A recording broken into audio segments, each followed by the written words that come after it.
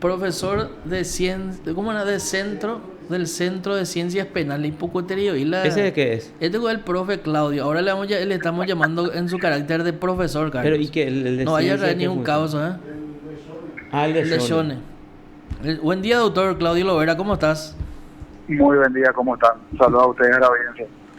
Gracias por atendernos, doctor. Acá son cuestiones técnicas las que Marco te va a preguntar y yo voy a escuchar atentamente a ver si puedo masticar un poco. Doctor, ¿qué diferencia hay entre un plazo procesal y un plazo judicial?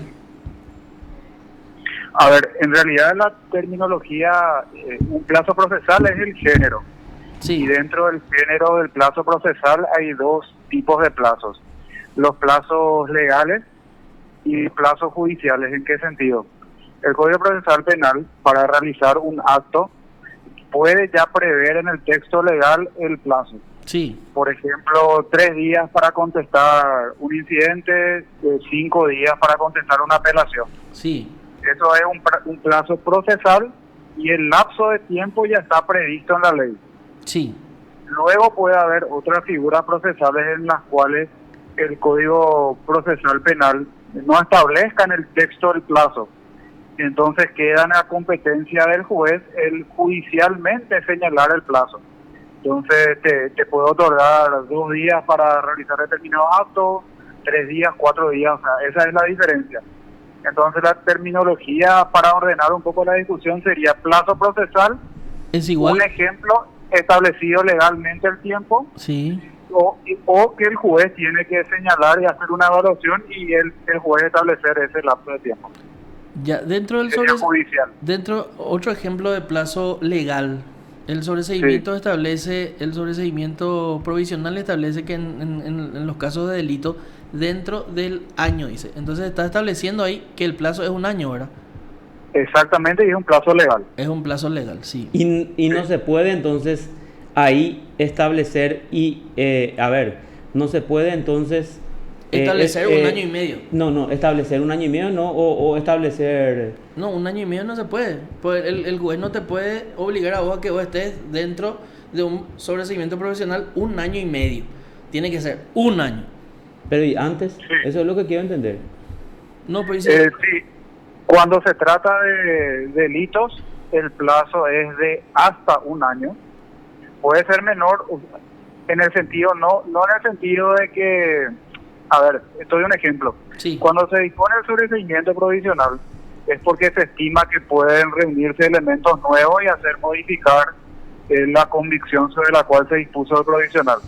Eso puede aparecer al día siguiente, en un mes, 2 meses, 3 meses, esa circunstancia. Lo que establece la ley es que esa posibilidad de reabrir, cuando se trata de delitos, el máximo es un año. Y claro. cuando se trata de crímenes, el máximo es 3 años. Claro, pero es un plazo, digamos, a favor del Ministerio Público, doctor. O sea que si el Ministerio Público en 3 días, como decís, obtiene todos los datos, bueno, y pide abreviación del plazo de un año. Así mismo. Y por otro lado, también es a favor de la persona que fue sometida a proceso, porque el máximo es un año. Sí, Entonces, el máximo, No, exactamente. claro, Entonces, pero- la persona no puede estar Lo que pasa es que el provisional, de todas formas, mantiene una vinculación de la persona al proceso un sin proceso. medidas cautelares. Sí, sí. Sin medidas cautelares. Pero si es un delito, no puede ser mayor a un año. O sea, el juez no puede decir, miren señores, vamos a esperar los elementos por el plazo de un año y medio. No, Bueno. es un año máximo. Pero un juez o cámara puede establecer un plazo menor, o sea, puede fijar No. menor le puede decir, por ejemplo, a la fiscalía, esta diligencia que vos decís que te necesitas para definir después, tenés 60 días o 90 días para hacer, ¿le puede decir una cámara o un juez al fiscal? No, no le puede decir. No le puede. Porque El- es un, no, es no. un plazo a favor del Ministerio Público. Sí, es un plazo que estimó el legislador, en realidad, en el contexto de la persecución pública, ¿verdad? Sí, Entonces, para eventualmente, por las características de los hechos, por las características de los presupuestos para el provisional. Pero el tribunal no le puede establecer, en el sentido de un plazo menor para que esos elementos aparezcan. Otra cosa es que si se pide la reapertura antes de ese plazo de un año y se solicita que se fije una fecha de acusación a partir de esa reapertura, obviamente ahí el juez hace una evaluación de qué plazo le otorgará, pero eso es diferente. Claro, entonces quiero entender bien. Sobreseimiento provisional. Entonces, si yo pido el sobreseimiento provisional de mi cliente, o sea, el sobreseimiento definitivo, la fiscalía pide el sobreseimiento provisional y el juez o la jueza otorga el sobreseimiento provisional, yo tengo un año como fiscal para investigar, o sea, hacer esas diligencias que me faltan. Un año tengo en el tema del... Bueno, si la defensa va y apela ante la Cámara dice, está bien la resolución de la jueza porque acá faltan una serie de diligencias.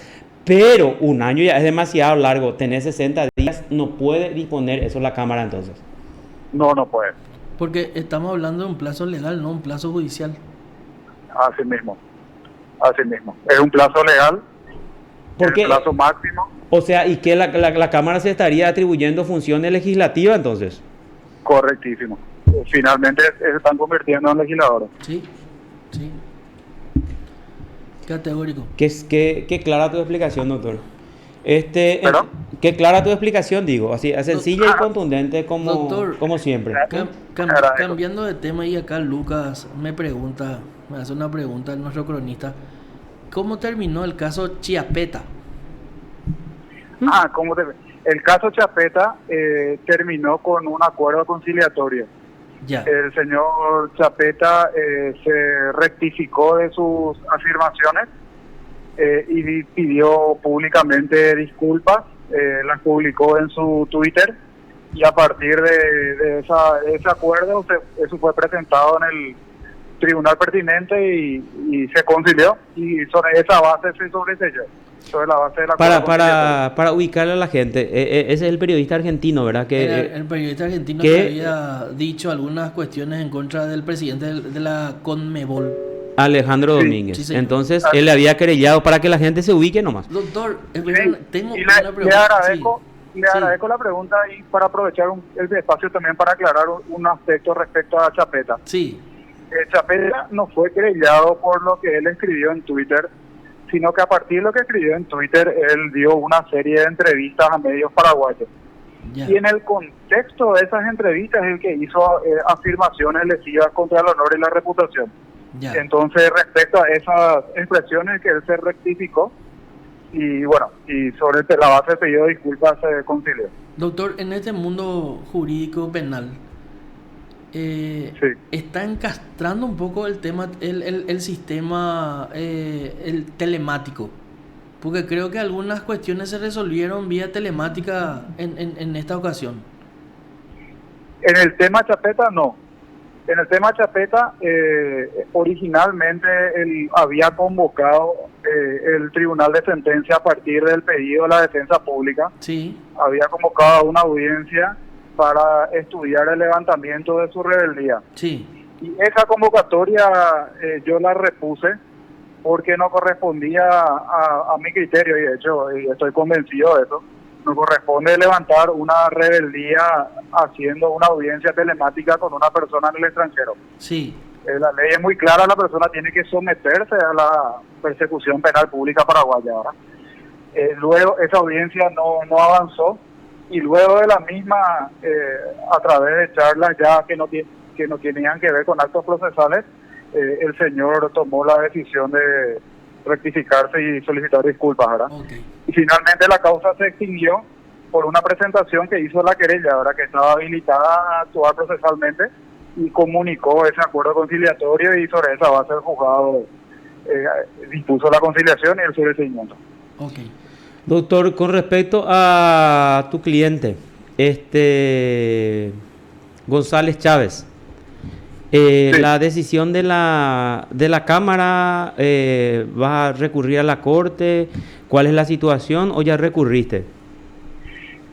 Esta semana recibimos la notificación por parte del Tribunal de Apelación, y vamos a, obviamente digo, después de analizar el fallo, recurrir vía el recurso extraordinario de casación porque es notoriamente infundada la resolución de la Cámara. ¿Y por qué decís que es infundada, doctor? ¿Cuál es el argumento? Sí. Te doy un ejemplo. Como son varios hechos y se hicieron varios planteamientos, voy a dar uno en concreto porque siempre es más fácil explicar de esta manera las situaciones. Sí, señor. Rubén González Chávez está condenado, por ejemplo, por declaración falsa. Y fuera de la discusión jurídica respecto a los alcances de la figura de la declaración falsa en el Código Penal, se había planteado vía recurso una cuestión que tiene que ver con el aspecto fáctico y probatorio. El Tribunal de Primera Instancia de sentencia cometió un error muy grave cuando condenó a Rubén González Chávez porque le reclamó el no haber declarado un listado de inmuebles que supuestamente eran de su propiedad al año 2016. Es la primera vez en la sentencia de primera instancia que se mencionan esos inmuebles como supuestamente propiedad de Rubén González Chávez, pese a que la propia acusación de la Fiscalía y acompañó la prueba en juicio, había señalado, y eso forma parte del auto de apertura a juicio, que esos inmuebles eran propiedad de Príncipe de Saboya desde el año 2009. En la revisión de los títulos, lastimosamente el Tribunal de Sentencia, cuando dictó su fallo, se confundió y le atribuyó una serie de inmuebles que no son propiedad de Rubén González Chávez. Eso fue señalado en la apelación especial, y especialmente señalado que el Tribunal de Sentencia, en todo el fallo, en ninguna parte del mismo, señala a partir de qué prueba concluye de que esos inmuebles eran de su propiedad al año 2016. Y el Tribunal de Apelación, en el voto del doctor Pedro Mayor Martínez, admite que el Tribunal de Sentencia no señala la fuente probatoria para atribuir propiedad al 2016. Expresamente dice, eso es cierto. Pero luego el Tribunal de Apelación señala de que, pese a que eso es cierto, lo cual significa que el fallo de primera instancia es infundado, señala que la defensa no probó lo contrario. A ver, eso es inversión de la carga de la prueba, en primer lugar. En segundo lugar, también se había señalado en la apelación de que nunca le advirtieron en todo el proceso y en todo el juicio, nunca le advirtieron a Rubén González Chávez que se iba a invocar ese listado de inmuebles. ¿Y por qué nunca se invocó? Porque la Fiscalía esos inmuebles los invocaba como propiedad de Príncipe de Saboya, no de Rubén González Chávez. Entonces, de hecho, que la primera vez que aparece esa lista es en la sentencia. O sea, no vamos a poder producir pruebas porque nunca nos advierten de esas circunstancias. Y de hecho que el Tribunal de Sentencia cometió lastimosamente un error grave, ¿verdad? Voy a usar un término no jurídico, se mareó con los papeles. Esa es la consecuencia de lo que ellos explicaron aquella vez oralmente en su fallo, cuando dijeron, nosotros tuvimos que hacer nuestra propia labor. Bueno, cuando hicieron su propia labor se equivocaron. Pero tampoco se puede producir prueba en segunda instancia. O sea, yo no puedo ofrecerle el listado de títulos al Tribunal de Apelación para que se siente a revisar. Pero si uno toma el cuadro de la acusación y toma el cuadro de la sentencia, va a encontrar estos inmuebles invocados por el Ministerio Público como propiedad de Príncipe de Saboya en el año 2009. Y el Tribunal de Sentencia invocando esos inmuebles como propiedad de Rubén González Chávez en el año 2016. Se le atribuyó inmuebles que no son suyos y se le condenó sobre la base de inmuebles que no son suyos. Independientemente de la buena o mala imagen que pueda tener un habitante de la República, no se le puede condenar de esta manera. Bueno, y ese sería, digamos, uno de los ítems. Y el tribunal, por un lado, le dice al condenado, señor, usted tiene razón, el Tribunal de Sentencia no explicó, no está fundado el fallo en esa conclusión, pero vos tenías que haber probado lo contrario. O sea, ninguno de los razonamientos son sustentables. Perfecto. Correcto. Doctor, ¿y hasta cuándo tenés plazo entonces para presentar esa casación? Y son 10 días hábiles, entonces sería básicamente creo que son miércoles o jueves no en la semana que entra, sino la siguiente. La siguiente, exactamente. Bueno, Sí. vamos a estar atentos entonces, doctora, a esa presentación tuya. Muy amable, doctor, Sí, como cómo no. siempre. Gracias, doctor. No, por favor. Gracias, Hasta luego. gracias, hasta luego. Te informó PBS Radio TV Digital. El profesor doctor Claudio Lovera.